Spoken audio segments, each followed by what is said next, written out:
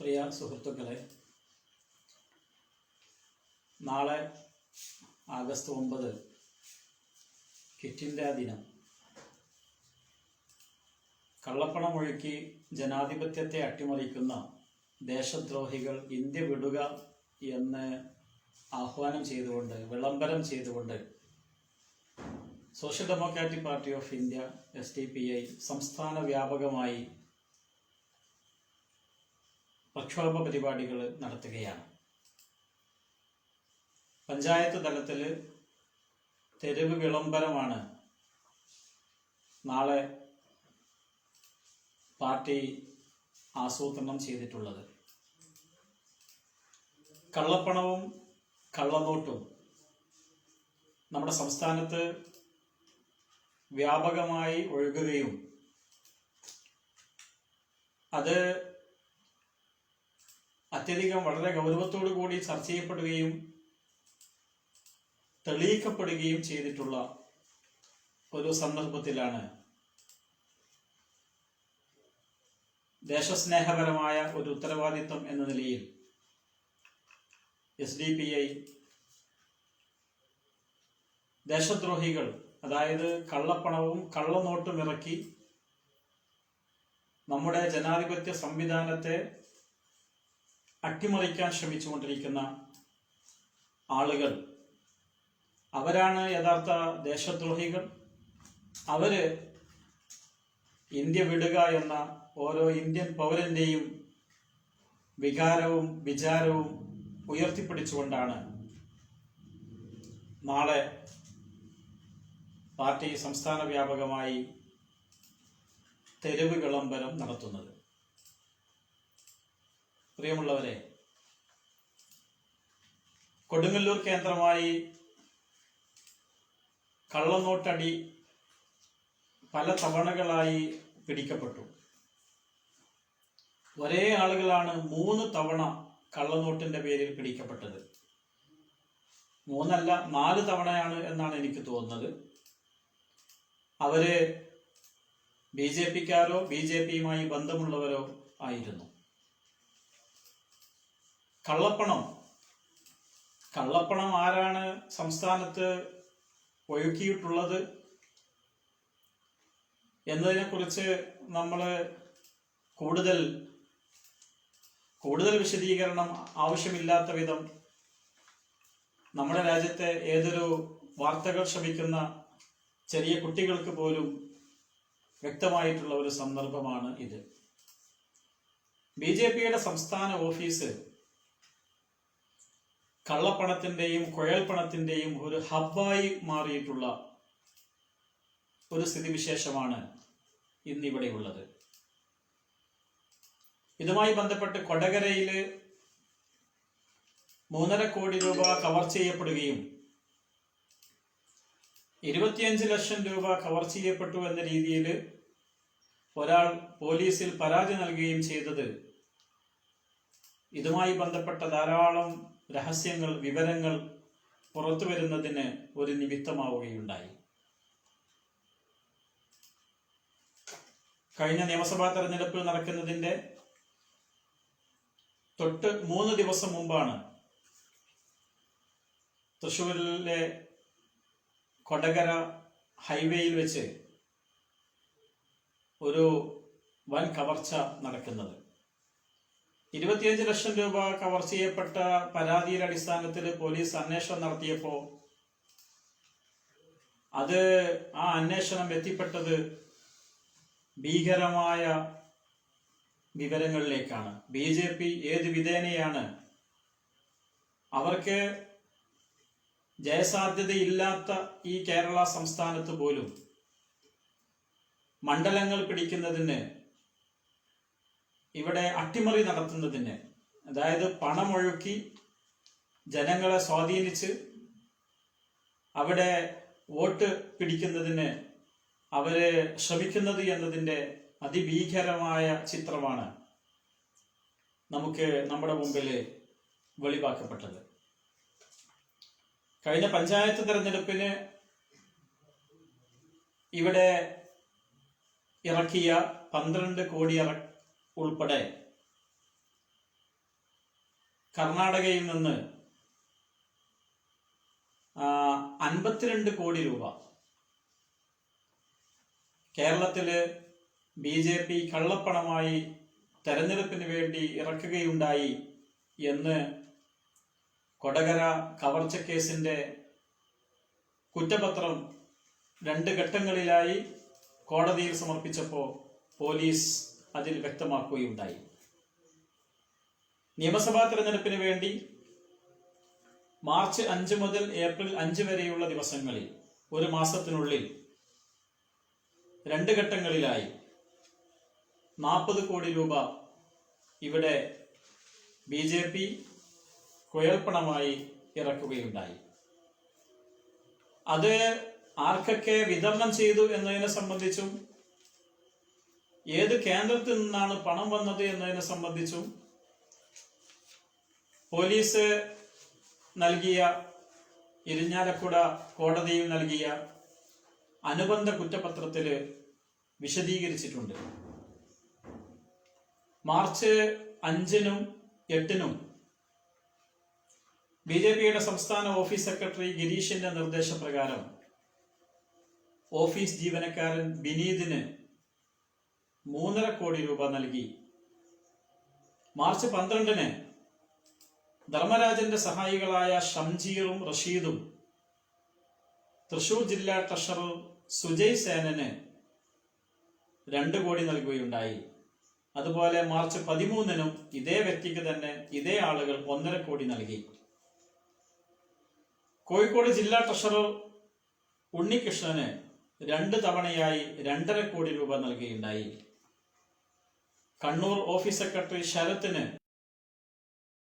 1 കോടി,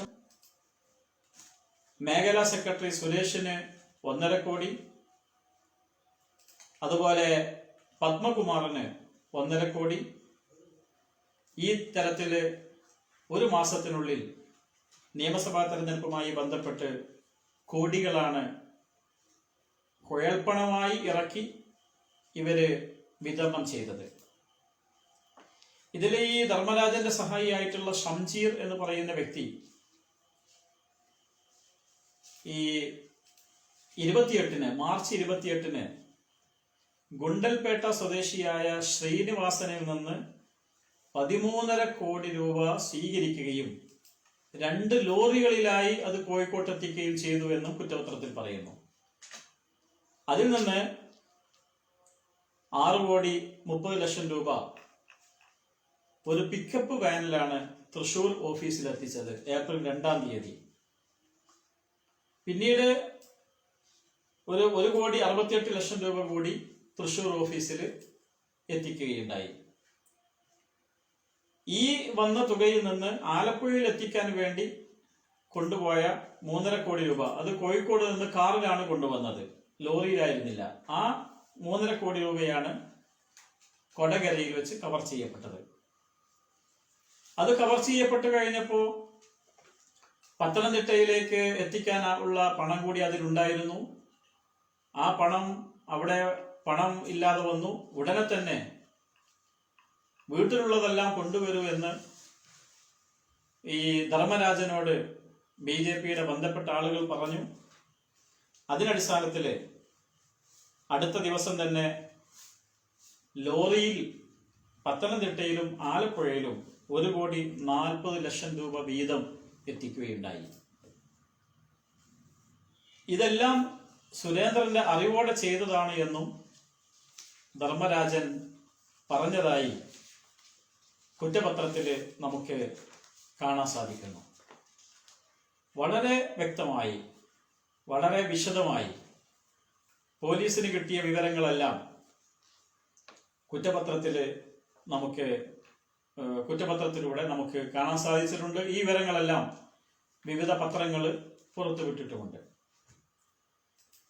ഇത് നമുക്ക് മനസ്സിലാക്കി തരുന്നത് BJP അവരുടെ കേന്ദ്രഭരണവും അതുപോലെ വിവിധ സംസ്ഥാനങ്ങളിലുള്ള, പ്രത്യേകിച്ച് അയൽ സംസ്ഥാനമായ കർണാടകയിലുള്ള ഭരണവും ഉപയോഗിച്ച് അവര് ഉണ്ടാക്കുന്ന അനധികൃതമായി പിരിച്ചുണ്ടാക്കുന്ന പണം അത് കണക്കിൽ രേഖപ്പെടുത്താതെ അതെല്ലാം കുഴൽപ്പണമായി അനധികൃതമായി ഇവിടെ എത്തിക്കുകയും അങ്ങനെ കണക്കിൽ രേഖപ്പെടുത്താതെ ഇലക്ഷൻ കമ്മീഷൻ അനുവദിച്ചതിനും അപ്പുറമുള്ള തുക, കോടികൾ വോട്ടർമാർക്ക് നൽകാനായി കൊണ്ടുവന്ന് അങ്ങനെ വോട്ട് അട്ടിമറിക്കാനും ജനാധിപത്യത്തെ അട്ടിമറിക്കാനും BJP ഇവിടെ ശ്രമിച്ചുകൊണ്ടിരിക്കുന്നു എന്നതിൻ്റെ വ്യക്തമായ തെളിവാണ് പുറത്തു വന്നിരിക്കുന്നത്.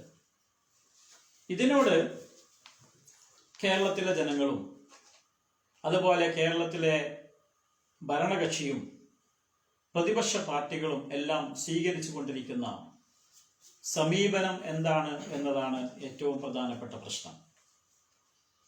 BJPയെ സംബന്ധിച്ചിടത്തോളം BJP ഔദ്യോഗികമായി കണക്കിൽ രേഖപ്പെടുത്തുന്ന രീതിയിൽ തന്നെ അനധികൃതമായി അല്ലെങ്കിൽ ഔദ്യോഗികമായി കോടികളുടെ പണമുണ്ടാക്കാൻ ആവശ്യമായ എല്ലാ സംവിധാനങ്ങളും BJP ഉണ്ടാക്കി വെച്ചിട്ടുണ്ട്. 2014 മോഡി അധികാരത്തിൽ വന്നതിന്റെ സാഹചര്യത്തെ, പശ്ചാത്തലത്തെക്കുറിച്ച് വന്ന വിശകലനങ്ങളിൽ പലപ്പോഴായി വന്ന വളരെ പ്രധാനപ്പെട്ട ഒരു കാര്യം, ഏതാണ്ട് UPA ഗവൺമെന്റ്, കോൺഗ്രസ് ഗവൺമെന്റ് അവര് അഴിമതി നടത്തുകയും അതുപോലെ അവരുടെ പാർട്ടിക്കുള്ളിലുള്ള പിടലപ്പണക്കങ്ങളും ഗ്രൂപ്പിസവും എല്ലാമായി ദുർബലമായി കൊണ്ടിരിക്കുന്ന ഒരു സാഹചര്യം വന്നപ്പോൾ ശക്തമായ ഒരു ഗവൺമെന്റ് അല്ലെങ്കിൽ ആ രീതിയിലുള്ള ഒരു ഗവൺമെന്റ് ഇവിടെ വേണമെന്ന് രാജ്യത്തും വിദേശത്തുമുള്ള കോർപ്പറേറ്റുകൾ തീരുമാനിക്കുകയും കോർപ്പറേറ്റ് കമ്പനികൾ തീരുമാനിക്കുകയും അവരുടെ താല്പര്യം സംരക്ഷിക്കാൻ പറ്റുന്ന ഒരു വിഭാഗമാണ് BJP എന്ന് മനസ്സിലാക്കി അവർ തന്നെ അന്ന് വരെ ഗുജറാത്തിൽ ഒതുങ്ങിയിരുന്ന നരേന്ദ്രമോദി എന്ന ഒരു വ്യക്തിത്വത്തെ ഒരു നാഷണൽ ഫിഗറായി അവര് വമ്പിച്ച കോടികൾ ചെലവഴിച്ച് അവര് ഉയർത്തിക്കൊണ്ടുവരികയും അങ്ങനെ BJPയെ അധികാരത്തിലെത്തിക്കുകയും ചെയ്തു എന്നതാണ്. ആ സന്ദർഭത്തില് ഏതാണ്ട് 30,000 കോടിയോളം രൂപ BJP മീഡിയകൾക്ക് വേണ്ടി ചെലവഴിച്ചു എന്ന രീതിയിലുള്ള അതിനെക്കുറിച്ചുള്ള സംശയങ്ങളും വാർത്തകളും ഒക്കെ തന്നെ വന്നിട്ടുണ്ടായിരുന്നു. ഈ കോർപ്പറേറ്റ് ഫണ്ട് കോൺഗ്രസിൽ നിന്ന് മാറി BJPയിലേക്ക് വരാൻ തുടങ്ങിയതോടുകൂടിയാണ് BJP ഇന്ത്യയിൽ അധികാരത്തിൽ വരുന്ന ഒരു സാഹചര്യം ഉണ്ടായത്, കോൺഗ്രസ് പിറകോട്ട് പോയത്. കണക്കുകൾ പരിശോധിച്ചാൽ നമുക്കത് കാണാൻ സാധിക്കും. 2004 മുതൽ 2019 വരെയുള്ള 15 വർഷം ഇന്ത്യയിലെ ഔദ്യോഗിക എല്ലാ പാർട്ടികൾക്കും, ഇന്ത്യയിലെ അംഗീകൃത പാർട്ടികൾക്ക് എല്ലാവർക്കും കൂടി വന്നിട്ടുള്ള അവരെല്ലാം തെരഞ്ഞെടുപ്പ് കമ്മീഷന് മുമ്പിൽ കൊടുത്ത കണക്കനുസരിച്ചുള്ള തുക 11,234 കോടിയാണ്. 11,234 കോടി. അത് ഔദ്യോഗിക കണക്ക്, അവർ റെക്കോർഡ് ചെയ്യുന്ന കണക്കനുസരിച്ചുള്ള തുക.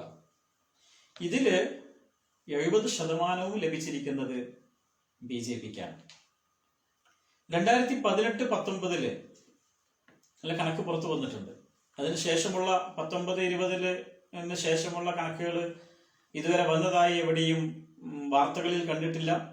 2018-19 കണക്ക് അതിലെ 7 ദേശീയ കക്ഷികൾക്കായി വന്നിരിക്കുന്ന സംഭാവന 3,449.37 കോടി രൂപയാണ്. ഈ 3,449 കോടിയിൽ ഇതിലെ കൂടുതൽ തുകയും അജ്ഞാത സ്രോതസ്സുകളിൽ നിന്നുള്ള തുകയാണ്. അതിൽ തന്നെ അധിക തുകയും BJPക്കാണ് ലഭിച്ചിരിക്കുന്നത്. സോറി, ഞാൻ ഒരു തിരുത്ത് പറയുന്നു. 2019-20 കണക്ക് കൂടെ പുറത്തു വന്നിട്ടുണ്ട്. 2020-21 കണക്കാണ് ഇനി പുറത്തു വരാനുള്ളത്. 2019-20 കണക്കനുസരിച്ച് BJPക്ക് കിട്ടിയിരിക്കുന്ന തുക 2,513 കോടിയാണ്. BJPക്ക് മാത്രം കിട്ടിയിരിക്കുന്ന, അവർ രേഖപ്പെടുത്തിയ ഔദ്യോഗിക കണക്കനുസരിച്ചിട്ടുള്ള തുകയാണ് 2,513 കോടി രൂപ. ഇപ്പൊ കേരളത്തിൽ ഈ തെരഞ്ഞെടുപ്പിന് BJP കൊണ്ടുവന്നതടക്കമുള്ള തുകകളൊന്നും അതിൽ ഉൾപ്പെടുന്നില്ല. അതൊക്കെ അനധികൃത കണക്കിൽ രേഖപ്പെടുത്താത്ത പണമാണ്. ഈ BJPക്ക് 2019-20 2513 കോടി രൂപ കിട്ടിയപ്പോൾ കോൺഗ്രസിന് ഇതേ വർഷം കിട്ടിയത് 728.88 കോടി രൂപ മാത്രമാണ്. BJPക്ക് ലഭിച്ചതിന്റെ ഒരു 4/1 അല്ലെങ്കിൽ 30% മാത്രം എന്ന് വേണമെങ്കിൽ നമുക്ക് പറയാം. ഇതിൽ തന്നെ ഈ BJPക്ക് ലഭിച്ച ഈ 2513 കോടിയിൽ 1612 കോടി രൂപ അജ്ഞാത കേന്ദ്രങ്ങളിൽ നിന്നാണ് ലഭിച്ചിരിക്കുന്നത്. അപ്പോ ഇവിടെ ഈ പൊളിറ്റിക്കൽ പാർട്ടികൾക്ക് ഫണ്ട് സ്വീകരിക്കുന്നതിന് കുറെ നിയന്ത്രണങ്ങൾ കേന്ദ്ര സർക്കാർ ഏർപ്പെടുത്തിയിട്ടുണ്ട്.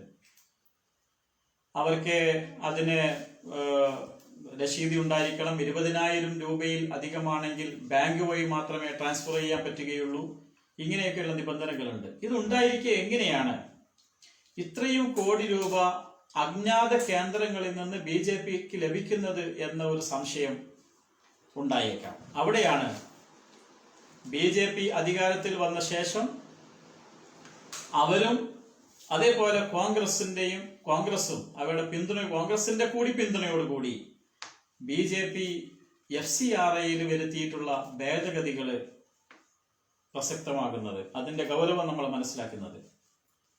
2014 ഡൽഹി ഹൈക്കോടതി BJPയെയും കോൺഗ്രസിനെയും വിമർശിച്ചുകൊണ്ട് ഒരു വിധി പ്രസ്താവിക്കുകയുണ്ടായി. വിദേശ കോർപ്പറേറ്റുകളിൽ നിന്ന് പണം സ്വീകരിച്ചതിനെ വിമർശിച്ചുകൊണ്ടാണ് കോൺഗ്രസും BJPയും വിദേശ കോർപ്പറേറ്റുകളിൽ നിന്ന് സംഭാവന സ്വീകരിച്ച കാര്യത്തിൽ അതിനെ വിമർശിച്ചുകൊണ്ടുള്ള ഒരു വിധിയാണ്, കുറ്റപ്പെടുത്തിക്കൊണ്ടുള്ള, ഇവർ രണ്ടുപേരും അതിൽ കുറ്റക്കാരാണ് എന്ന് പറഞ്ഞുകൊണ്ടുള്ള ഒരു വിധിയാണ് ഡൽഹി ഹൈക്കോടതിയിൽ നിന്ന് 2014 ഉണ്ടായത്. അപ്പോ BJP എന്ത് ചെയ്തു? അവിടെയാണ് BJP അതിനെ മറികടക്കാൻ വേണ്ടി BJP FCRA തന്നെ, അതായത് foreign contribution regulation act, FCRA വിദേശത്ത് നിന്ന് പണം സ്വീകരിക്കാനുള്ള ആക്ടിൽ തന്നെ ഒരു ഭേദഗതി വരുത്തി. 2010 അതിൽ വെച്ച ഭേദഗതിയിലാണ് അവര് ചില മാറ്റങ്ങൾ വരുത്തിയത്. വരുത്തിയ മാറ്റങ്ങൾ എന്താണ്? പാർലമെന്റിൽ വെച്ചുകൊണ്ടാണ് ചെയ്യുന്നത്. അതിൽ വെച്ച് പ്രധാനപ്പെട്ട ഭേദഗതി, തങ്ങൾക്ക്, അത് BJPക്കും കോൺഗ്രസിനും കിട്ടിയിട്ടുണ്ട്, തങ്ങൾക്ക് സംഭാവന തന്ന ഈ വിദേശ കോർപ്പറേറ്റ് കമ്പനികളുണ്ട്, അവരെയൊക്കെ ഇന്ത്യൻ എന്ന് ക്ലാസിഫൈ ചെയ്തു. അതോടുകൂടി ഡൽഹി ഹൈക്കോടതി കുറ്റപ്പെടുത്തിയതുപോലെ വിദേശ കോർപ്പറേറ്റുകളുടെ ഫണ്ട് ശേഖരിച്ചു എന്ന പ്രശ്നം തന്നെ ഒഴിവായല്ലോ. ഇത് ചെയ്തു കഴിഞ്ഞപ്പോ വേറൊരു പ്രധാനപ്പെട്ട ഒരു അബദ്ധം BJPക്ക് മനസ്സിലായി. ചെയ്തു കഴിഞ്ഞപ്പോഴാണ് ബോധ്യപ്പെട്ടത്. അതായത് യഥാർത്ഥത്തില് ഡൽഹി ഹൈക്കോടതി കുറ്റപ്പെടുത്തിയ കേസുകളിൽ 2010 മുമ്പ് സ്വീകരിച്ച സംഭാവനകളും ഉൾപ്പെടും. അപ്പൊ 2010 ഭേദഗതിയിൽ അതിന് മാത്രം ചില ഭേദഗതികൾ വരുത്തിയാൽ രക്ഷപ്പെടാൻ പോകുന്നില്ല. അതുകൊണ്ട് എന്ത് ചെയ്തു? FCRA 1976 FCRA ആക്ടില് ബേസിക് ആയിട്ടുള്ള കുറെ മാറ്റങ്ങൾ തന്നെ പാർലമെന്റിൽ വെച്ച് വരുത്തി. അതിൽ കുറെ മാറ്റങ്ങൾ അതോടുകൂടി വരുത്തി. ഈ മാറ്റങ്ങൾ വരുത്തിയതോടുകൂടി 3 പ്രധാനപ്പെട്ട സൗകര്യങ്ങളാണ് BJPക്ക് ലഭിച്ചത്. അതിന്റെ ഗുണം അധികം കിട്ടുക BJPക്കാണ്. കുറച്ചൊക്കെ കോൺഗ്രസിനും അതേപോലെ മറ്റു ദേശീയ പാർട്ടികൾക്കും കുറച്ചൊക്കെ ലഭിച്ചേക്കാം. പക്ഷെ അത് ഏറ്റവും ഉപയോഗപ്പെടുത്താൻ സാധിക്കുക BJPക്കാണ്. ആ ഒരു ഭേദഗതിയുടെ ബേസിൽ 3 കാര്യങ്ങൾ BJP ഇവിടെ തീരുമാനിച്ചു, നടപ്പാക്കി. ഒന്ന്, ഇലക്ട്രൽ ബോണ്ട് എന്നൊരു സിസ്റ്റം കൊണ്ടുവന്നു. രണ്ടാമത്തേത്, കോർപ്പറേറ്റ് കമ്പനികൾ സംഭാവന നൽകുന്നതിനുള്ള പരിധി റദ്ദാക്കി. ഈ രാഷ്ട്രീയ പാർട്ടികൾക്ക് അവർക്ക് അതിന് പരിധി ഇല്ല, അത് റദ്ദാക്കി. മൂന്നാമത്തേത്, ഈ രാഷ്ട്രീയ പാർട്ടികൾക്ക് നൽകുന്ന സംഭാവനകൾ ഈ കോർപ്പറേറ്റ് കമ്പനികളുടെ വാർഷിക ലാഭനഷ്ട കണക്കിൽ വ്യക്തമാക്കണമെന്ന വ്യവസ്ഥ റദ്ദ് ചെയ്തു. അതോടുകൂടി കോർപ്പറേറ്റ് BJPയെ ഓൾറെഡി സഹായിക്കണം എന്ന് താല്പര്യമുള്ള, അതുപോലെ കോർപ്പറേറ്റുകൾ അങ്ങോട്ടും സഹായിക്കണമെന്ന് BJPക്കും താല്പര്യമുണ്ട്. ഒരു പരസ്പര പൂരകമായ കമ്പനികളായിട്ടാണ് BJPയും അതുപോലെ ഈ വലിയ കോർപ്പറേറ്റ് കമ്പനികളും ഒക്കെ തന്നെ ഇവിടെ പ്രവർത്തിച്ചുകൊണ്ടിരിക്കുന്നത്. ഇവർക്ക് തമ്മിൽ വളരെ സൗകര്യമായി. ഇലക്ട്രൽ ബോണ്ട് എന്താണ്? ഈ റിസർവ്, അതിലെ ഇപ്പോ SBI പോലെയുള്ള ബാങ്കുകൾ, ഈ ബാങ്കുകളിൽ ഈ കോർപ്പറേറ്റ് കമ്പനികൾ അവര് ഒരു ബോണ്ട് അവർ ഇഷ്യൂ ചെയ്യുന്നു. അവര് ഉദാഹരണമായിട്ട് അവിടുന്ന് ഒരു ടോക്കൺ, ഒരു ടോക്കൺ, ഇപ്പോ 10 കോടി രൂപയുടെ ടോക്കൺ ഈ ഒരു കോർപ്പറേറ്റ് കമ്പനി ഈ ഒരു രാഷ്ട്രീയ BJPക്ക് നൽകുന്നു. BJP ആ ടോക്കൺ കൊണ്ടുപോയി കൊടുത്താൽ തന്നെ ഈ കോർപ്പറേറ്റ് കമ്പനിയുടെ, അത് 10 കോടിയുടെ ടോക്കൺ ആണെങ്കിൽ ആ 10 കോടി രൂപ BJPയുടെ അക്കൗണ്ടിലേക്ക് മാറും. ഓട്ടോമാറ്റിക്കായിട്ട് അതിലേക്ക് മാറ്റാൻ സാധിക്കും. ഇങ്ങനെ ഇത് ഏത് കോർപ്പറേറ്റ് കമ്പനിയാണ് എന്ന് വ്യക്തമാക്കേണ്ട ആവശ്യമില്ല. ഇലക്ട്രൽ ബോണ്ടുകൾ ബാങ്കുകളിൽ പോയി വാങ്ങിയാൽ മതി. ഇവിടെ രസീത് എഴുതുമ്പോൾ ഇന്ന കമ്പനിയിൽ നിന്ന് ഇത്ര രൂപ വന്ന് രസീത് എഴുതേണ്ട പ്രശ്നമില്ല. അതുകൊണ്ട് തന്നെ കമ്പനികളുടെ പേരുകളും അവരുടെ രഹസ്യവും അവർ തരുന്ന തുകയും ഒക്കെ തന്നെ മറച്ചു വെച്ചുകൊണ്ട് കോടികളുടെ പണം സ്വീകരിക്കാനുള്ള ഒരു സാഹചര്യമാണ് BJP ഒരുക്കിയത്. ഇതൊരുക്കിയപ്പോൾ വേറൊരു ചെറിയ തട്ടിപ്പ് കൂടി BJP, തന്ത്രം എന്ന് വേണമെങ്കിൽ പറയാം, BJP നടത്തി. ഇതിൽ കോർപ്പറേറ്റ് കമ്പനികൾ എന്ന് മാത്രമല്ല, ഇങ്ങനെ ബോണ്ട് നൽകാൻ, ബോണ്ട് ഇറക്കാൻ, ഇങ്ങനെ ഒരു ബാങ്കിൽ ഒരു ബോണ്ട് എടുത്തിട്ട് അത് പാർട്ടിക്ക് കൊടുക്കാൻ വ്യക്തികൾക്കും മതസംഘടനകൾക്കും വരെ സാധിക്കുന്ന രീതിയിലുള്ള ഭേദഗതിയാണ്, ആ രീതിയിലുള്ള തീരുമാനങ്ങളാണ് BJP എടുത്തത്. ഈ ഇലക്ട്രൽ ബോണ്ട് സിസ്റ്റം നടപ്പാക്കാൻ തീരുമാനിച്ച ഉടനെ തന്നെ റിസർവ് ബാങ്ക് അതിനെ എതിർത്തിട്ടുണ്ട്. റിസർവ് ബാങ്ക് പറഞ്ഞു ഇത് ഭയങ്കര അപകടമാണ്, കള്ളപ്പണം വെളുപ്പിക്കുന്ന ഒരു പരിപാടിയായിട്ട് ഇത് മാറും. അതേപോലെ വ്യാജ ഇടപാടുകൾ ധാരാളം ഉണ്ടാകാൻ ഇത് കാരണമാകുമെന്ന് റിസർവ് ബാങ്ക് പറഞ്ഞിരുന്നു. അത് പരിഗണിക്കാതെയാണ് ആ തീരുമാനത്തിലേക്ക് പോയത്.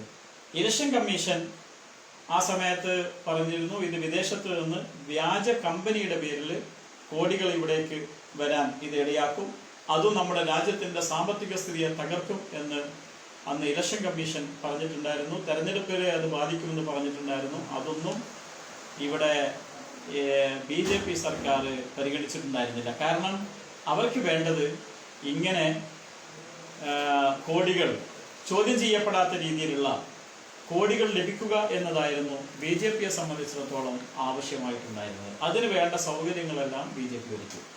അപ്പൊ ഇങ്ങനെ സൗകര്യം ഒരുക്കിയിട്ട് ഓരോ വർഷവും ഇന്ന് കോർപ്പറേറ്റ് കമ്പനികൾ രാഷ്ട്രീയ പാർട്ടികൾക്ക് നൽകിക്കൊണ്ടിരിക്കുന്ന ഫണ്ടിന്റെ 70% ഒരു ഭാഗത്ത് അവർ കരസ്ഥമാക്കിക്കൊണ്ടിരിക്കുകയാണ്. ഇത് ഔദ്യോഗികമായ പണം, രേഖപ്പെടുത്തിയ പണം. രേഖപ്പെടുത്തുക എന്ന് പറയുമ്പോൾ അതും സോഴ്സ് വെളിപ്പെടുത്തേണ്ടതില്ലാത്ത പണം. ഇതിന് പുറമെയാണ് അങ്ങനെ ഒന്ന് ബാങ്കിലൂടെയും അല്ലാതെ, അത് പക്ഷെ ബാങ്കിലൂടെ വരുന്നു എന്ന് വിചാരിക്കാം, ബാങ്കിലൂടെയും അല്ലാതെ കള്ളപ്പണം വ്യാപകമായിട്ട് ഇവിടെ ഒഴുക്കുന്നത്. അതിനു പുറമെയാണ്, അതും മതിയാകാതെയാണ് കള്ളനോട്ടും അടിക്കുന്നത്. ഇത് ഈ ഗുരുതരമായ സാഹചര്യത്തെ പക്ഷേ നിലവിലുള്ള ഇവിടെയുള്ള രാഷ്ട്രീയ പാർട്ടികൾ അത് വേണ്ടത്ര ഗൗരവത്തോടെ കാണുന്നില്ല. നമ്മൾ രാജ്യസ്നേഹികളാണ്, ദേശസ്നേഹികളാണ്, നമ്മുടെ രാജ്യത്തോട് നമുക്ക് സ്നേഹമുണ്ട്. പക്ഷെ നമ്മുടെ ജനാധിപത്യത്തെ പച്ചയായി വ്യഭിചരിക്കുകയും നമ്മുടെ നീതി വ്യവസ്ഥയെ തന്നെ അവരുടെ അധികാര ദണ്ഡ് ഉപയോഗിച്ച് അവര് നിയമങ്ങൾ സൃഷ്ടിച്ച് അവർ തകർക്കുകയും ചെയ്തുകൊണ്ടിരിക്കുന്ന ഈ ഗുരുതരമായ ഒരു സാഹചര്യത്തെ നമ്മൾ യഥാർത്ഥത്തിൽ ഇന്ത്യൻ ജനത, ദേശസ്നേഹികളായിട്ടുള്ള ആളുകൾ ഗൗരവത്തോടെ കണ്ടിട്ടില്ല എന്നതാണ് വസ്തുത. BJP ഇങ്ങനെ കിട്ടിയ ഈ പണം ഉപയോഗിച്ചാണ് BJP പല സംസ്ഥാനങ്ങളിലും സർക്കാരുകളെ അട്ടിമറിക്കാൻ വേണ്ടി അവർ ഉപയോഗിച്ചത്. അവർക്ക് ഈ കോടികൾ കിട്ടുന്ന അങ്ങനെയാണ്, നമുക്കറിയാം. ഭൂരിപക്ഷമില്ലെങ്കിൽ പോലും അവർ പല നിയമസഭകളും പിടിക്കുന്നു. നമുക്ക് മധ്യപ്രദേശിലും പോണ്ടിച്ചേരിയിലും ഗോവയിലും ഒക്കെ തന്നെ നമ്മൾ ഇതുപോലെയുള്ള പല കാര്യങ്ങളും നമ്മൾ കാണുകയുണ്ടായി. നീതിന്യായ വ്യവസ്ഥയിലോ ജനാധിപത്യത്തിലോ യാതൊരു വിശ്വാസവുമില്ലാത്ത ഒരു വിഭാഗമാണ് BJP എന്ന് നമ്മൾ മനസ്സിലാക്കണം. ഈയിടെ ഉത്തർപ്രദേശില് ഈ ലോക്കൽ ബോഡി തെരഞ്ഞെടുപ്പ് കഴിഞ്ഞു. ലോക്കൽ ബോഡി തെരഞ്ഞെടുപ്പ്, ജില്ലാ പഞ്ചായത്ത് ഇലക്ഷൻ. ഉത്തർപ്രദേശിലെ എല്ലാ ജില്ലകളിലും ജില്ലാ പഞ്ചായത്തില് ഭൂരിപക്ഷം നേടിയത് BJP-ക്കാരല്ലാത്തവരായിരുന്നു, മറ്റു പാർട്ടികളോ അല്ലെങ്കിൽ സ്വതന്ത്രരോ. പക്ഷേ 75 ജില്ലകളിൽ ഭരിക്കുന്നത് ജില്ലാ പഞ്ചായത്ത് പ്രസിഡന്റ് BJP-യുടേതാണ്. എങ്ങനെയാണ് സംഭവിച്ചത്? പല ജില്ലാ പഞ്ചായത്തുകളിലും അവരെ ഈ പ്രസിഡന്റ് സ്ഥാനത്തേക്ക് ജയിച്ച ആളുകൾ മറ്റു പാർട്ടിയുടെ, സമാജ്വാദി പാർട്ടിയുടെയും സ്വതന്ത്രരായ ആളുകളുമൊക്കെ ധാരാളം ഉണ്ടെങ്കിലും അവർക്ക് പ്രസിഡന്റ് സ്ഥാനത്തേക്ക് നോമിനേഷൻ കൊടുക്കാൻ പോലും സമ്മതിച്ചില്ല. വെടിവെച്ചും ബോംബെറിഞ്ഞും ഒക്കെയാണ്, ഭീകരാന്തരീക്ഷം സൃഷ്ടിച്ചുകൊണ്ടാണ് ജില്ലാ പ്രസിഡന്റ് സ്ഥാനത്തേക്ക് മത്സരിക്കാൻ വരുന്നതിൽ നിന്ന് പോലും തെരഞ്ഞെടുക്കപ്പെട്ട ജനപ്രതിനിധികളെ BJP തടഞ്ഞത്. അങ്ങനെ അധികാരം പിടിച്ചു. വേറെ ധാരാളം സ്ഥലങ്ങളിൽ സ്വതന്ത്രരായ ആളുകളും മറ്റു പാർട്ടിപ്പെട്ട ആളുകളൊക്കെ തന്നെ അവർക്ക് പണം കൊടുത്ത് അവരെ സ്വാധീനിച്ച് അവരെ തങ്ങൾക്ക് അനുകൂലമാക്കി മാറ്റി.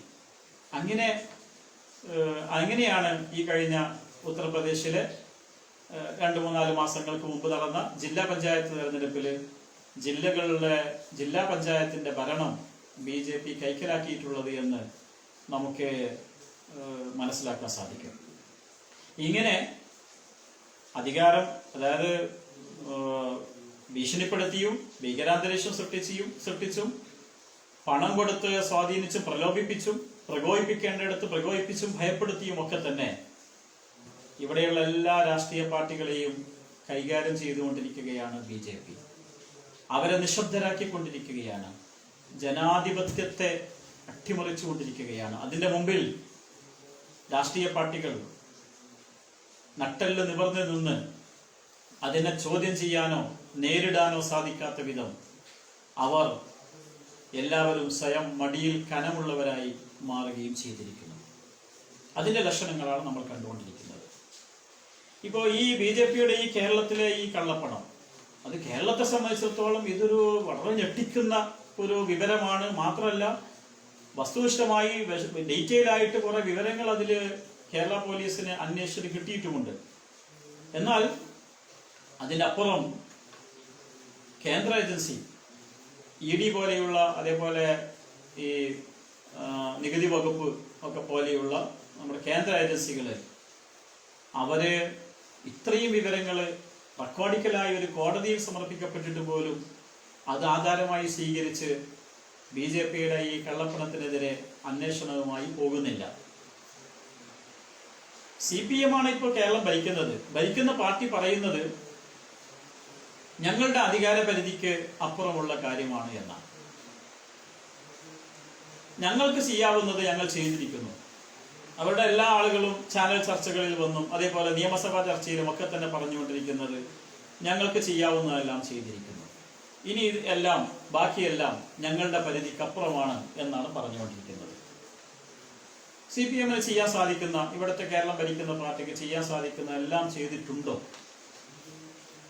കേരള പോലീസ് ഈ അന്വേഷണത്തില് കുറെ കാര്യങ്ങൾ, കുറെ പുതിയ വിവരങ്ങൾ കണ്ടെത്തുകയും അത് കുറ്റപത്രത്തിൽ ഉൾപ്പെടുത്തുകയും കോടതിയിൽ സമർപ്പിക്കുകയും ചെയ്തത് ഒരു ചെറിയ കാര്യമായിട്ട് ഞാൻ കാണുന്നില്ല. തീർച്ചയായും അതിനെ അഭിനന്ദിക്കേണ്ടതുണ്ട്. എന്നാൽ അത്രമാത്രമായിരുന്നോ കേരളം ഭരിക്കുന്നവർക്ക് ചെയ്യാൻ പറ്റിയിരുന്നത്? ദേശാഭിമാനി ഈ വിഷയവുമായി ബന്ധപ്പെട്ട വാർത്ത കൊടുത്തപ്പോൾ തന്നെ സുരേന്ദ്രൻ സൂത്രധാരൻ എന്നാണ് വാർത്ത കൊടുത്തത്.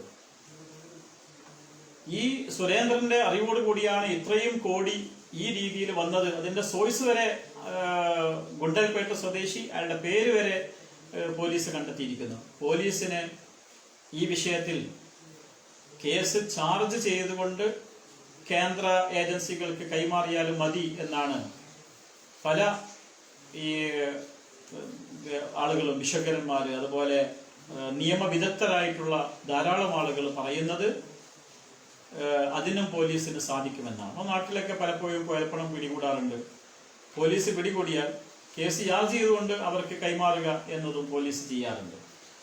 മറ്റൊരു സംഗതി, CPM യഥാർത്ഥത്തിൽ ഇത് കേന്ദ്ര ഏജൻസിയുടെ പരിധിയിലാണെന്ന് പറഞ്ഞ് രക്ഷപ്പെടാൻ ശ്രമിക്കുകയല്ലേ ചെയ്തുകൊണ്ടിരിക്കുന്നത് സത്യത്തിൽ? അല്ലെങ്കിൽ എന്തുകൊണ്ടാണ് അവർ EDയും കേന്ദ്ര ഏജൻസികളും ഈ വിഷയം ഏറ്റെടുക്കാത്തതിനെതിരെ സമരരംഗത്തിറങ്ങാത്തത്? കേന്ദ്രത്തിനെതിരെ എന്ത് കാര്യങ്ങൾ കിട്ടുകയാണെങ്കിലും അതില് സമരം ചെയ്യാനും പ്രതിഷേധിക്കാനും പ്രതികരിക്കാനും ഒക്കെ തയ്യാറാകേണ്ടതല്ലേ CPM-ഉം DYFI-യും ഒക്കെ? BJP അവരുടെ മുഖ്യ എതിരാളിയാണെങ്കിൽ എന്തുകൊണ്ടാണ് ഈ വിഷയം ഏറ്റെടുത്തുകൊണ്ട് സമരത്തിനിറങ്ങാൻ DYFI, CPM, അതുപോലെ LDF-ലെ മറ്റു പാർട്ടികളും തയ്യാറാകാത്തത് എന്ന് അവര് വ്യക്തമാക്കേണ്ടതുണ്ട്. മാത്രമല്ല, മറ്റൊരു പ്രധാനപ്പെട്ട ഒരു കാര്യം, സുരേന്ദ്രൻ ഉൾപ്പെടെയുള്ള ആളുകളെ കുറിച്ച് 2 ഗുരുതരമായ പരാതികൾ വന്നു. ഒന്ന്, സുരേന്ദ്രൻ മത്സരിച്ച ജയപ്രതീക്ഷ പുലർത്തിയ മഞ്ചേശ്വരം മണ്ഡലത്തിൽ BSPയുടെ സ്ഥാനാർത്ഥിയെ പണം കൊടുത്ത് പ്രലോഭിപ്പിച്ചു, ഭീഷണിപ്പെടുത്തിയും പിന്തിരിപ്പിച്ചു. ആ കേസ് രജിസ്റ്റർ ചെയ്തപ്പോഴും അത് തെരഞ്ഞെടുപ്പുമായി കണക്ട് ചെയ്തിട്ടില്ല. CK ജാനുവിന് പണം കൊടുത്തതിന്റെ തെളിവുകൾ പുറത്തു വന്നു. അതും തെരഞ്ഞെടുപ്പുമായി കണക്ട് ചെയ്തിട്ടില്ല. തെരഞ്ഞെടുപ്പുമായി കണക്ട് ചെയ്യാതിരിക്കുമ്പോൾ അത് ചെറിയ കുറ്റങ്ങളായിട്ട് മാറുകയാണ് അത് ചെയ്യുക. അത് ചെയ്യാൻ ഒരിക്കലും എന്തുകൊണ്ടാണ് കേരള സർക്കാർ തയ്യാറാകാത്തത്? ഈ കൊടകര കുഴൽപ്പണം, അതുമായി അതിന്റെ കുറ്റപത്രം, ആ കുറ്റപത്രത്തില് ഈ പറഞ്ഞ കുറെ വിവരങ്ങളുണ്ടെങ്കിലും ആ കുറ്റപത്രത്തില് സുരേന്ദ്രൻ അടക്കമുള്ള BJPയുടെ പല നേതാക്കന്മാരും സാക്ഷികളാണ്. അവരെയൊക്കെ സാക്ഷികളാക്കിയത് ഒരു വലിയ സംഭവമായിട്ടാണ് അവതരിപ്പിക്കുന്നത്. യഥാർത്ഥത്തില് ആ കേസിന്റെ വിചാരണ നടക്കുമ്പോൾ കേസ് പൂർണ്ണമായും അട്ടിമറിക്കുന്ന രീതിയിൽ, പ്രതികളെ രക്ഷപ്പെടുത്തുന്ന രീതിയിൽ അതിന് അനുകൂലമായി പ്രവർത്തിക്കാൻ പറ്റുന്ന സാക്ഷികളെയാണ് ഈ ഇടത് സർക്കാർ, പോലീസ് ഉണ്ടാക്കി കൊടുത്തിരിക്കുന്നത്. ധർമ്മരാജൻ പറയുന്നു എല്ലാ കാര്യങ്ങളും ചെയ്തിരിക്കുന്നത് സുരേന്ദ്രന്റെ അറിവോട് കൂടിയാണ്. ആ സുരേന്ദ്രനെയാണ് ഈ ധർമ്മരാജൻ അയാളുടെ ആളുകളായിട്ടുള്ള പലരും പ്രതികളാക്കപ്പെട്ട, അവരുമായി ബന്ധപ്പെട്ട ഈ കേസിലെ സാക്ഷിയാക്കിയിരിക്കുന്നത്. അപ്പൊ യഥാർത്ഥത്തില് ഇതിന്റെയൊക്കെ ആസൂത്രകനായ ആള് തന്നെ ആ കേസില് സാക്ഷിയായി വരിക എന്ന വളരെ വൈരുദ്ധ്യാധിഷ്ഠിതമായിട്ടുള്ള ഒരു കാര്യമാണ് യഥാർത്ഥത്തിൽ ഈ കുറ്റപത്രത്തിൽ നമുക്ക് കാണാൻ സാധിക്കുന്നത്. അതാണ് കോടതിയിൽ ഇനി ഈ കേസ് വിചാരണയ്ക്ക് വരുമ്പോൾ അതാണ് സംഭവിക്കാൻ പോകുന്നത് എന്ന കാര്യത്തിൽ യാതൊരു സംശയവുമില്ല. അതുപോലെ മറ്റൊരു പ്രധാനപ്പെട്ട കാര്യം, ഈ കൊടുങ്ങല്ലൂർ കേന്ദ്രീകരിച്ചുള്ള കള്ളനോട്ട് BJPയുടെ ബന്ധപ്പെട്ട കേന്ദ്രങ്ങളാണ്. അവരിൽ നിന്ന് 3-ാമത്തെയോ 4-ാമത്തെയോ പ്രാവശ്യമാണ് ഒരേ ആളുകളിൽ നിന്ന് കള്ളനോട്ട് പിടിക്കുന്നത്. അത് കേരളം ഭരിക്കുന്ന പാർട്ടിയുടെ നിയന്ത്രണത്തിലുള്ള ഒരു കേസാണ്. എന്തുകൊണ്ടാണ്? ഒരു പ്രാവശ്യം അവരെ പിടിക്കപ്പെട്ടു, പിന്നെയും 2-ാം പ്രാവശ്യവും 3-ാം പ്രാവശ്യവും ഒക്കെ തന്നെ ഇതേ ആളുകൾ ഇവിടെ കള്ളനോട്ടടിക്കുന്നത്. അത് അവർക്കെതിരെ എടുത്തിട്ടുള്ള കേസുകൾ, ആ കേസുകളെ അവർ ഭയപ്പെടുന്നില്ല എന്നതുകൊണ്ടല്ലേ? ഇവര് വീണ്ടും കള്ളനോട്ടടിക്കുന്നത് നിരീക്ഷിക്കാനോ അത് പിടിക്കാനോ എന്തുകൊണ്ടാണ് പോലീസിന് സാധിക്കാത്തത്? ഇപ്പോൾ ഒരു കള്ളനോട്ട് വീണ്ടും പിടിക്കപ്പെട്ട് നമുക്കറിയാം. അവിചാരിതമായി ഒരു ബൈക്ക് ആക്സിഡന്റ് ഉണ്ടാവുകയും ആ ആക്സിഡന്റിൽ പരിക്ക് പറ്റിയ ആള് ആശുപത്രിയിലെ ബില്ലടക്കാൻ വേണ്ടി നൽകിയ പണം കള്ളപ്പണമാണെന്ന് യാദൃശ്ചികമായി കണ്ടെത്തുകയും ചെയ്തപ്പോഴാണ് ഇതേ ആളുകളുടെ കള്ളനോട്ടിലേക്ക് വീണ്ടും എത്തുന്നത്. അപ്പോൾ ഇത് യഥാർത്ഥത്തിൽ ഇവരെ കേസെടുക്കുന്നതും ഒക്കെ തന്നെ വെറുതെ ജനങ്ങളെ പറ്റിക്കാൻ വേണ്ടിയുള്ള ഒരു പരിപാടി എന്നതിനപ്പുറം യഥാർത്ഥത്തിൽ BJPയുടെ ഈ കേന്ദ്രങ്ങളെ തടയുന്ന രീതിയിലും തകർക്കുന്ന രീതിയിലുമുള്ള ഒരു ഇടപെടലും CPM നടത്തുന്നില്ല എന്നതിൻ്റെ ഏറ്റവും നല്ല ഏറ്റവും പുതിയ ഒരു ഉദാഹരണമായി നമുക്കതിനെ കാണാൻ സാധിക്കും. പിന്നെ ഇന്ത്യൻ നാഷണൽ കോൺഗ്രസും ഇന്ത്യൻ യൂണിയൻ മുസ്ലിം ലീഗും ഉൾപ്പെടെയുള്ള പ്രതിപക്ഷ പാർട്ടികൾ ഈ വിഷയത്തിൽ ഒരു നിയമസഭയിൽ ഒരു വിഷയം ഉന്നയിച്ച് അതിൽ കുറച്ച് ആ നിയമസഭയിൽ വെച്ച് ഇതിൽ കുറച്ച് കാര്യങ്ങളൊക്കെ പറഞ്ഞുകൊണ്ട് LDFനെ എതിരെ കുറെ കാര്യങ്ങൾ പറഞ്ഞുകൊണ്ട് വിഷയം അവസാനിപ്പിച്ചു. എന്തുകൊണ്ടാണ് ഇത്രയും കോടികൾ ഇറങ്ങിയിട്ടുള്ള ഈ വിഷയം എന്തുകൊണ്ടാണ് UDF അവര് വളരെ നമ്മുടെ ഈ സംസ്ഥാനത്തിൻ്റെ ജനാധിപത്യ സംവിധാനത്തെ സാരമായി ബാധിക്കുന്ന ഒരു പ്രശ്നമായി കാണുകയും അതിന്മേൽ തുടർ സമരങ്ങൾ, തുടർ പ്രക്ഷോഭങ്ങൾ അവർ നടത്തുകയും ചെയ്യാത്തത് എന്ന കാര്യം അവർ വ്യക്തമാക്കേണ്ടതുണ്ട്. ഇവിടെ യഥാർത്ഥത്തിൽ UDFന് അതിന് സാധ്യവുമല്ല. ഇവിടെ നമ്മൾ LDFും UDFും ഒക്കെ തന്നെ BJP നടത്തുന്ന ഇത്തരം കള്ളക്കളികളെ തടയാൻ പറ്റാത്ത വിധം അവരെല്ലാം തന്നെ മടിയിൽ കനമുള്ള ആളുകളും നിരവധി തട്ടിപ്പുകൾ സ്വയം നടത്തിക്കൊണ്ടിരിക്കുന്ന ആളുകളുമാണ്. CPM കരുവന്നൂരിലെ ബാങ്കിലുണ്ടായിട്ടുള്ള കൊള്ള CPM പ്രതികൂട്ടിലാവുകയും അവര് പ്രതിരോധത്തിലാവുകയും ചെയ്തിട്ടുള്ള സംഭവമാണ്. അവർക്ക് അതിൽ നിന്ന് രക്ഷപ്പെടേണ്ടതുണ്ട്. അതുപോലെ നേരത്തെയുള്ള ഇവിടെ ഈ ഡോളർ കടത്ത്, സ്വർണ്ണക്കടത്ത് പോലെയുള്ള കാര്യങ്ങളുടെ ഒന്നും അതെല്ലാം ഒരു ഡെമോക്ലീസിന്റെ വാളായി ഇപ്പോഴത്തെ ഭരണകക്ഷിയുടെ തലക്ക് മുകളിൽ തന്നെ ഇപ്പോഴും തൂങ്ങി നിൽക്കുന്നുണ്ട്. അതുകൊണ്ട് അവർക്ക് കേന്ദ്രം ഭരിക്കുന്ന അല്ലെങ്കിൽ കേന്ദ്ര ഏജൻസികളെ നിയന്ത്രിക്കുന്ന പാർട്ടിയുടെ സഹായം അവർക്ക് ആവശ്യമുണ്ട്. അവർക്ക് തൃപ്തിപ്പെടുത്തേണ്ടതുണ്ട്. UDF ഇപ്പോൾ ഏറ്റവും ലേറ്റസ്റ്റായി നമുക്കറിയാം, UDFല് കോൺഗ്രസിനേക്കാൾ ഉപരി BJPക്ക് എതിരായിട്ടുള്ള ഒരു രാഷ്ട്രീയ ശാക്തീകരണത്തിന് ധാർമ്മികമായും ജനാധിപത്യപരമായും ഏറ്റവും അധികം നേതൃത്വം നൽകേണ്ട, അതിന് രംഗത്തിറങ്ങേണ്ട ഒരു പാർട്ടിയാണ് ഇന്ത്യൻ യൂണിയൻ മുസ്ലിം ലീഗ്. മുസ്ലിം ലീഗിന് എങ്ങനെയാണ് സാധിക്കുക? മുസ്ലിം ലീഗിന്റെ ഉള്ളിലുള്ള അവര് കള്ളപ്പണം വെളുപ്പിച്ചതിനെ കുറിച്ച് അതിന്റെ പ്രവർത്തകരല്ല, നേതാക്കന്മാർ തന്നെ പരസ്യമായി പറയുകയും അതിനെ സംബന്ധിച്ച് അതെങ്ങനെ ഇനി ഒതുക്കണം എന്നതിനെ സംബന്ധിച്ച് ചർച്ച ചെയ്ത് തീരുമാനമാക്കാൻ അത്യധികം സംഘർഷത്തിലേർപ്പെടുകയും പ്രയാസപ്പെടുകയും ചെയ്തുകൊണ്ടിരിക്കുന്ന ഒരു അവസ്ഥയിലാണ് ഇന്ത്യൻ യൂണിയൻ മുസ്ലിം ലീഗ്. അപ്പോൾ ഈ തരത്തിൽ ഉള്ള അവസ്ഥയിൽ ആണ് യഥാർത്ഥത്തിൽ എങ്ങനെയാണ് ഇവർക്ക് BJPയുടെ കള്ളപ്പണത്തെയും BJPയുടെ ഈ കള്ളനോട്ടിനെയും BJPയുടെ ജനാധിപത്യത്തെ അട്ടിമറിക്കാനുള്ള നീക്കങ്ങളെയും പ്രതിരോധിക്കാനും അതിനെതിരെ രംഗത്ത് വരാനും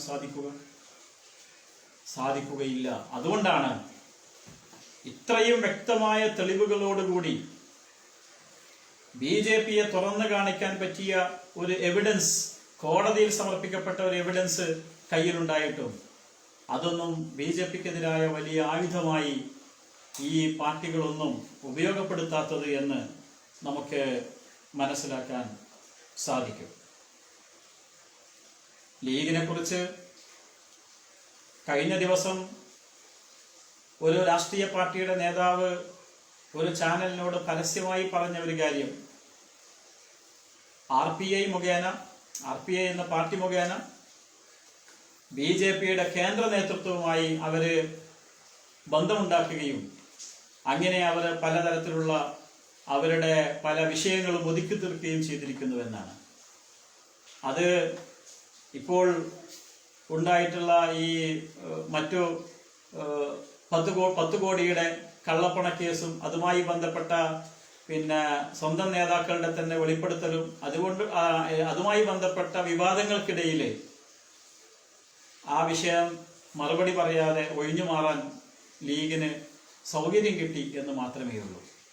യഥാർത്ഥത്തിൽ ഇതിൽ നിന്നെല്ലാം ഒളിച്ചോടാൻ ശ്രമിക്കുന്ന ഒരു പാർട്ടിയായി ലീഗ് മാറിയിരിക്കുന്നു.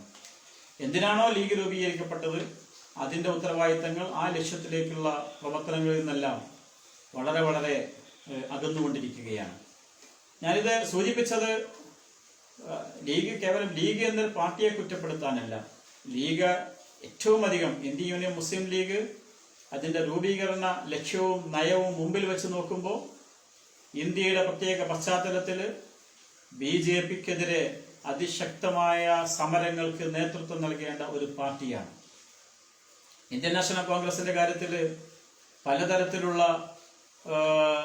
പ്രശ്നങ്ങൾ നമുക്കുണ്ട്. അവര് അത്ര ശക്തമായി അങ്ങനെ BJPക്കെതിരെ രംഗത്ത് വരും എന്ന് ഇന്ത്യയിലെ ആളുകൾ വിശ്വസിക്കുന്നില്ല, പ്രതീക്ഷിക്കുന്നില്ല. അതുകൊണ്ടാണ് ഇന്ത്യയിലെ മുസ്ലിം പിന്നാക്ക ജനവിഭാഗങ്ങൾ ഉൾപ്പെടുന്ന രാജ്യത്തെ വലിയൊരു ജനവിഭാഗം അവർക്ക് കോൺഗ്രസിൽ വിശ്വാസം നഷ്ടപ്പെട്ടത്. അത് തിരിച്ചു പിടിക്കാൻ അവർ തന്നെ ശ്രമിക്കേണ്ടതാണ്. അത് അവരുടെ ഉത്തരവാദിത്തമാണ്. യഥാർത്ഥത്തിൽ ഈ സാഹചര്യങ്ങൾ വെച്ച് നോക്കുമ്പോൾ ഇവിടെ കേരളത്തിലെ LDFലെ പാർട്ടികൾ, UDFലെ പാർട്ടികൾ, LDFലെ മറ്റൊരു പാർട്ടിയാണ് ഞാൻ ഈ ലീഗിനെ കുറിച്ച് പറഞ്ഞതുപോലെ BJPക്കെതിരായ കാര്യങ്ങളിൽ CPMനേക്കാൾ കൂടുതൽ ശക്തമായ നിലപാടെടുത്ത് രംഗത്ത് വരാൻ ധാർമ്മികമായി ബാധ്യതയുള്ള പാർട്ടിയാണ് ഇബ്രാഹിം സുലൈമാൻ സേഠ് സാഹിബിന്റെ പാർട്ടി INL. അത് ആ ഉത്തരവാദിത്വം നിർവഹിക്കാതെ അവര് അധികാര നേട്ടങ്ങൾക്ക് വേണ്ടി തമ്മിൽ തല്ലുകയും ഭിന്നിക്കുകയും അതിന്റെ പേരിലുള്ള ഈ വാദപ്രതിവാദങ്ങൾ നടത്തിക്കൊണ്ടിരിക്കുകയും ചെയ്യുന്ന ഒരു സാഹചര്യമാണുള്ളത്. ഈ സാഹചര്യം നമ്മളെ യഥാർത്ഥത്തിൽ വേദനിപ്പിക്കുന്നതാണ്. ഇന്ത്യയിലെ ഓരോ ദേശസ്നേഹിയും, നമ്മുടെ കേരളത്തെ സംബന്ധിച്ചിടത്തോളം കേരളീയരായ നമ്മളെല്ലാം തന്നെ നമ്മുടെ ഈ കേരളത്തിലെ ഈ ജനാധിപത്യ പാർട്ടികളുടെ ഈ ദുർബലത, ആ ദുർബലതയെ BJP ചൂഷണം ചെയ്യുകയും അവർ അതിനെ ഉപയോഗപ്പെടുത്തുകയും ചെയ്യുന്നതിനെ നമ്മൾ ആശങ്കയോട് കൂടി കാണേണ്ടതുണ്ട്. അതിനെ ചെറുക്കാൻ മാത്രം, അതിനെ പ്രതിരോധിച്ചുകൊണ്ട് BJPക്ക് മുമ്പിൽ ശക്തമായ നിലപാടെടുത്ത് ഒന്നിനെയും ഭയപ്പെടാതെ, ഒരു കേന്ദ്ര ഏജൻസിയെയും ഭയപ്പെടാതെ നിലപാടെടുത്ത് മുന്നോട്ട് പോകാൻ മാത്രമുള്ള ധാർമ്മികമായ ശക്തി നിലവിലുള്ള പാർട്ടികൾക്കൊന്നുമില്ല എന്ന് നമുക്കെല്ലാവർക്കും അറിയാം. ഞാൻ വിശദീകരിക്കേണ്ടതില്ല. ആ സാഹചര്യത്തിലാണ് social democratic party of India നാളെ നടത്തുന്ന സമരം, പാർട്ടി നടത്തിക്കൊണ്ടിരിക്കുന്ന വിവിധ സമരങ്ങൾ, പാർട്ടിയുടെ മുദ്രാവാക്യങ്ങൾ, നിലപാടുകൾ പ്രസക്തമാകുന്നത്. നാളെ ഈ ദേശദ്രോഹികൾ ഇന്ത്യ വിടുക എന്ന് പറഞ്ഞുകൊണ്ട് പാർട്ടി നടത്തുന്ന സമരം, ഇതുപോലെ പല സമരങ്ങളും പാർട്ടി മുമ്പ് നടത്തിയിട്ടുണ്ട്. ആ സമരം ഇന്നത്തെ സാഹചര്യത്തിൽ കൂടുതൽ പ്രസക്തമാണ്. ജനാധിപത്യ വിശ്വാസികൾ മുഴുവൻ പിന്തുണയ്ക്കേണ്ട ഒരു സമരമാണ്. മുഴുവൻ കേരളീയരുടെയും അതേപോലെ ദേശസ്നേഹികളായ മുഴുവൻ സഹോദരി സഹോദരന്മാരുടെയും പങ്കാളിത്തവും പ്രാർത്ഥനയും ഞാൻ ആവശ്യപ്പെടുന്നു, അഭ്യർത്ഥിക്കുന്നു. നിങ്ങൾക്കെല്ലാവർക്കും social democratic party of India സംസ്ഥാന കമ്മിറ്റിയുടെ അഭിവാദ്യങ്ങൾ അർപ്പിക്കുന്നു.